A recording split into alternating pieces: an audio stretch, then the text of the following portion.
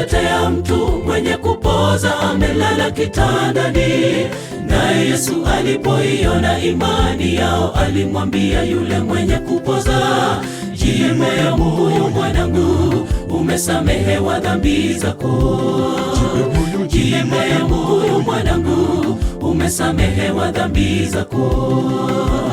Na tazama, wakamletea mtu mwenye kupoza amelala kitandani.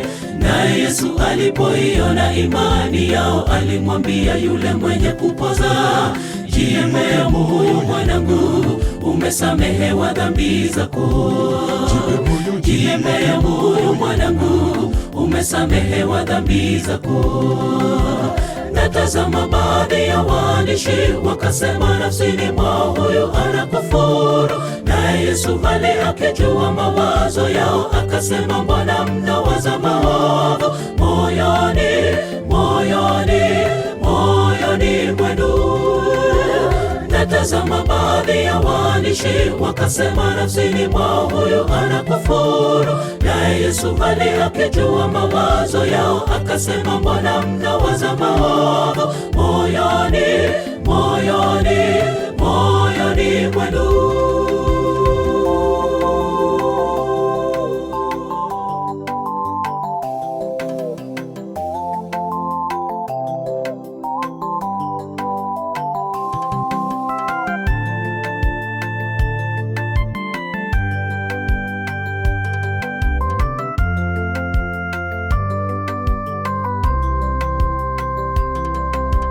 Lakini mpate kujua ya kwamba Mwana wa Adamu anayo amri duniani ya kusamehe dhambi. Amwambia yule mwenye kupoza, ondoka ujitwike kitanda chako, uende nyumbani kwako. Kitanda chako uende nyumbani kwako.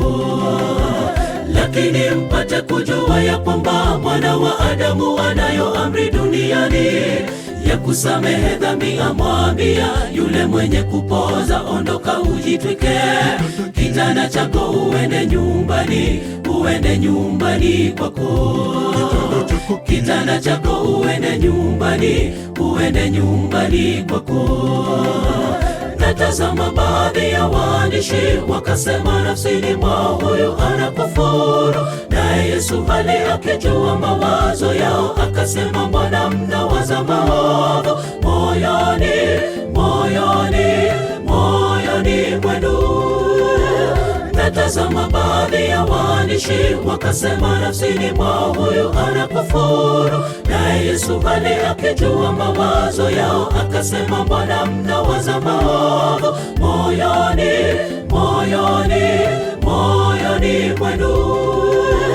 Na tazama, baadhi ya waandishi wakasema nafsini mwao, huyu anakufuru. Naye Yesu hali akijua mawazo yao, akasema, mbona mnawaza maovu moyoni mwenu?